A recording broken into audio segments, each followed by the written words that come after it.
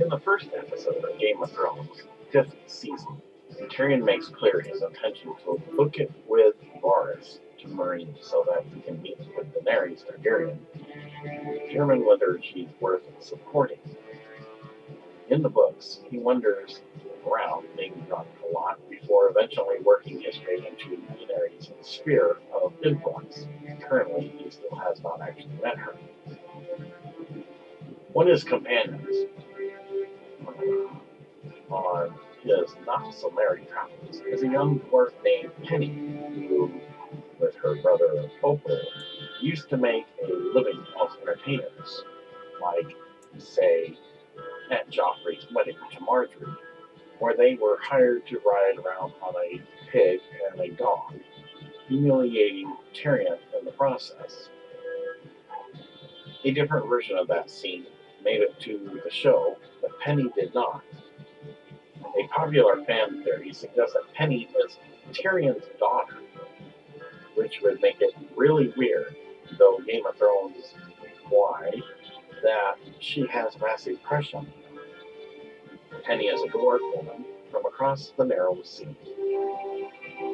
In appearance, Penny has smooth pink cheeks, thick curly warm brown hair, a heavy brow, and a squashed nose. Her brown eyes are large and trusting. Tyrion has thought of Penny as being ugly and also almost pretty, if you can forget that she's a dwarf. In history, Penny and her brother Opal make their living as entertainers who ride atop a pig, Pretty Pig, and a dog, Crunch, while mock fighting each other. Her brother went by the name Groat. She and her brother were Groat and Penny after the two smallest coins. Recent events. A storm of swords. In Pentos, Penny and her brother are hired by a man known as Oswell to entertain the guests in King's Landing during Joffrey Baratheon's wedding to Marjorie Tyrell. They ride a pig and a dog while in painted wooden armor.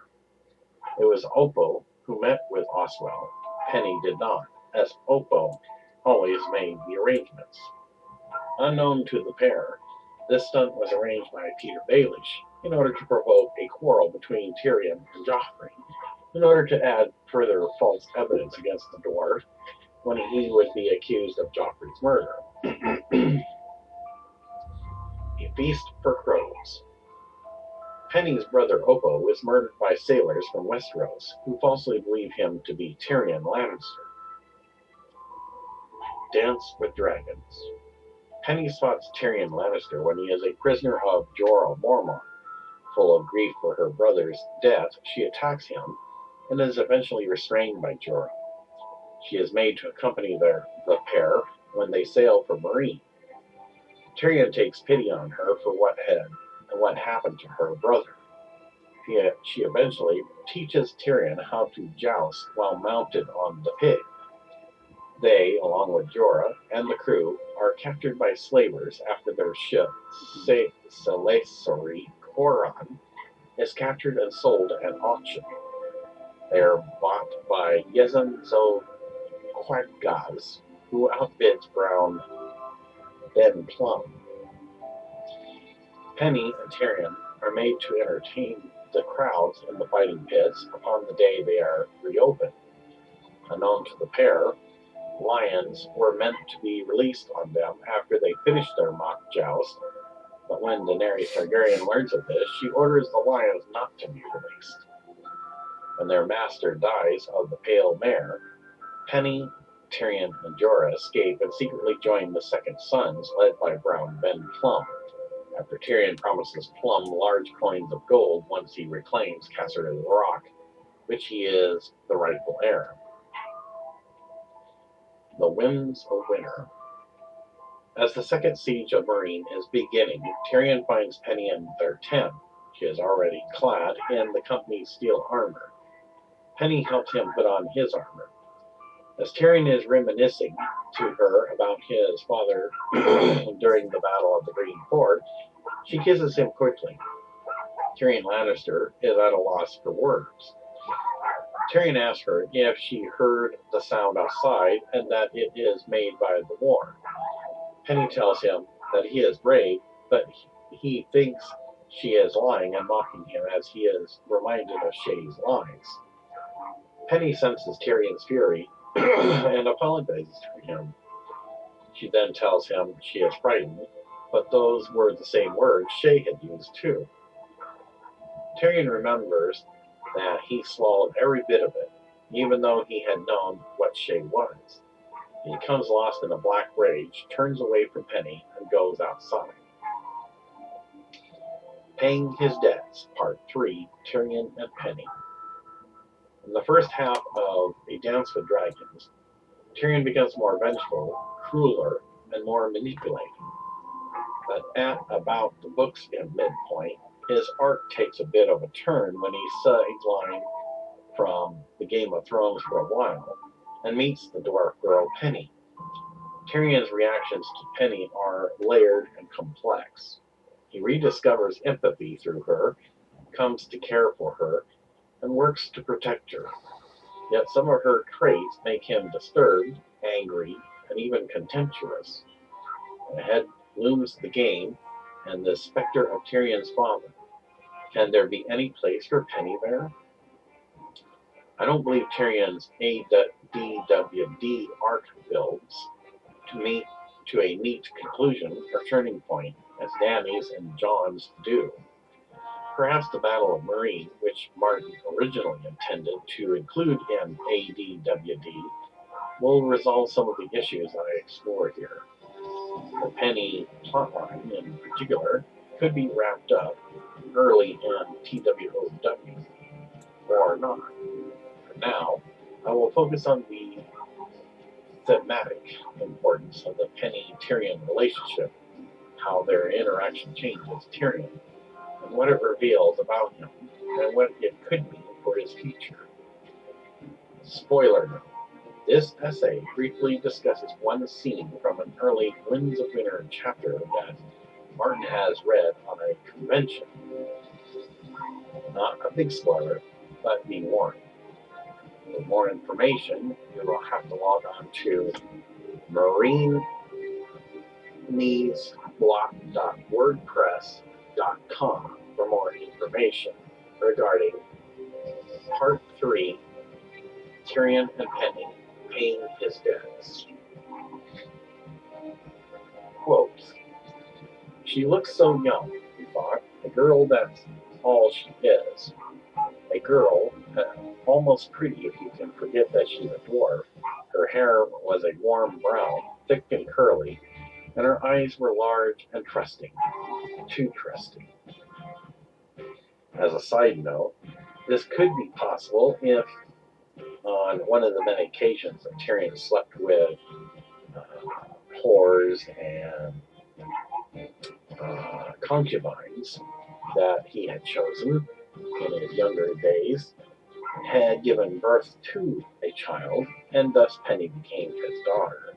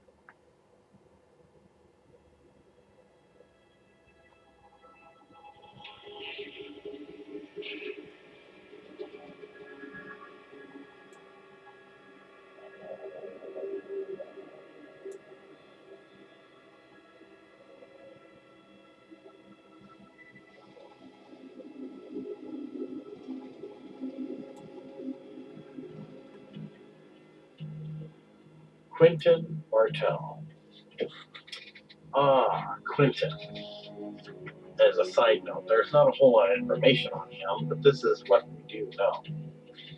For clueless Quentyn, in A Dance with Dragons plotline, Daenerys Martell's eldest son is sent in secret to Maureen to bring Daenerys back to Dorne as his wife, as per an old agreement that would bind the Martell and Targaryen families together so that they could reclaim the Iron Throne. Quentyn is a very typical fantasy character, a dashing young prince who embarks on a noble quest to go up against dragons and win the heart of a beautiful young princess, here a queen. Of course, because this is George R.R. Martin we're talking about, things don't end well for Quentyn. Daenerys has no interest in marrying some kid she's never met, and his attempt to prove himself worthy by taming her dragons ends in his painful, fiery death. As of the end of A Dance with Dragons, Daenerys has yet to find out that his middle child has been roasted alive.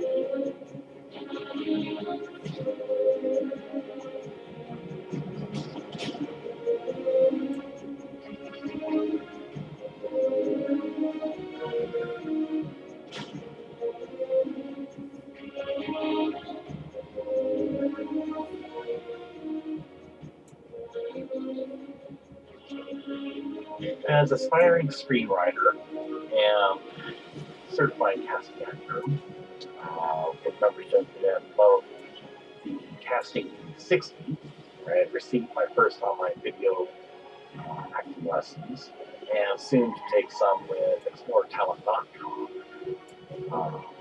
I, again, feel quite excited about this because if it hadn't been for the great acting skills of Emily and Clark, I wouldn't be doing what I'm doing now.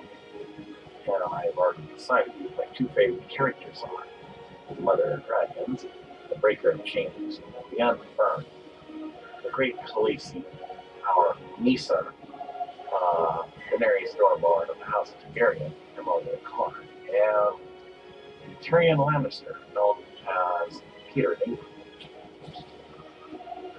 It would seem to me, after I have done much hardcore research, and I would say this not as a slight jape or insult to those in the United Kingdom, but actually as a way of giving a part of myself in support, that to honor George R.R. Martin, which is what I'm basically doing. I have no intent nor interest in making anything off his name, and I am saying this publicly to anyone who is listening, because this will be on YouTube.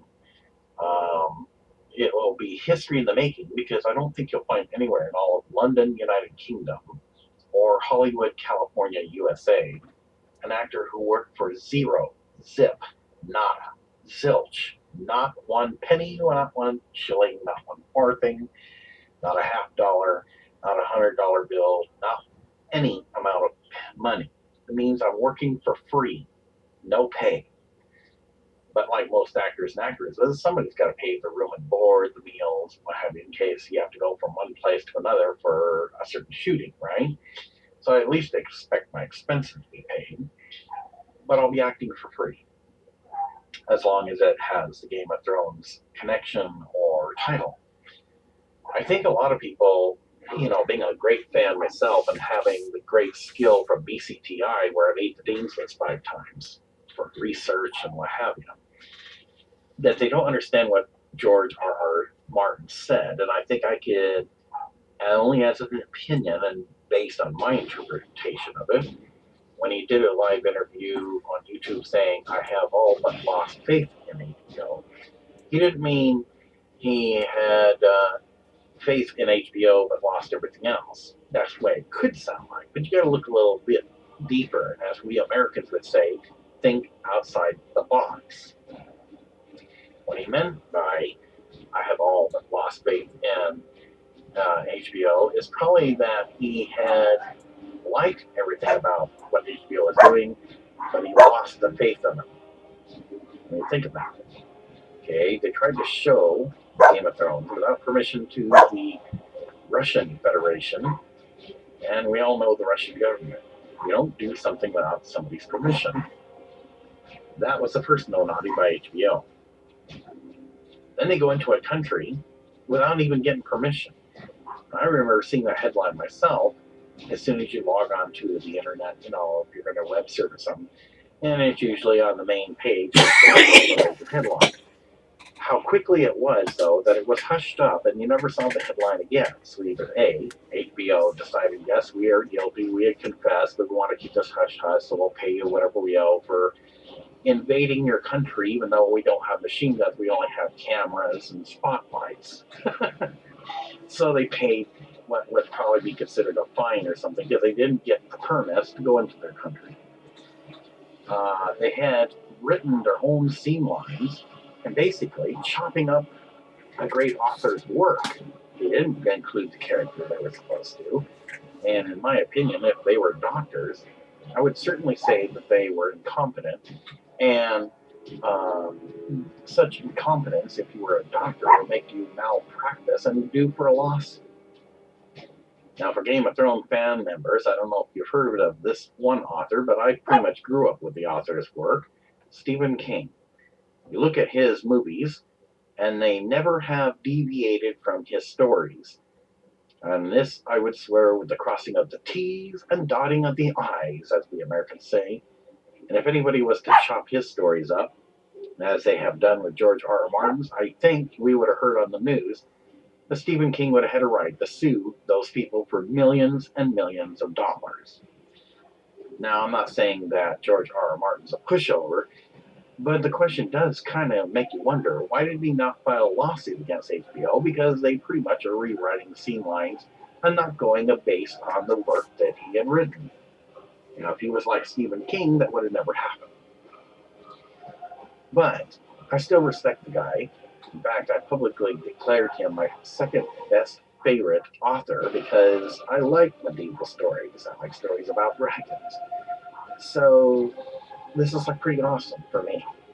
And I think that with these missing mystery characters now, as an overall conclusion of this presentation, that the part of Khaleesi's Dragon Spirit 2, which again I'll explain how that's going to look because obviously don't want too long, so it'll be like that so-called wannabe cartoon, if you want to call it that HBO did. It'll be where if there is a future recasting and reshooting of the entire Game of Thrones, this time correctly, based on the characters of his books, then the segment that led into this intermission, which is a rough draft production again, would be edited and removed because they won't be mystery characters because they'll be properly put into the sequence as they were supposed to be in the production of the Game of Thrones movies. So I look forward to the time when I get to the United Kingdom, because first I have to get my movie scripts out.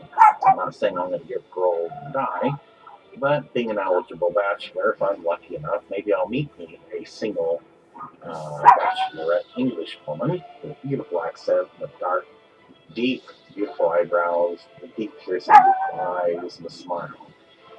I'm not going to say that I'm trying to hint anything, but I'd like to think I want to go in it.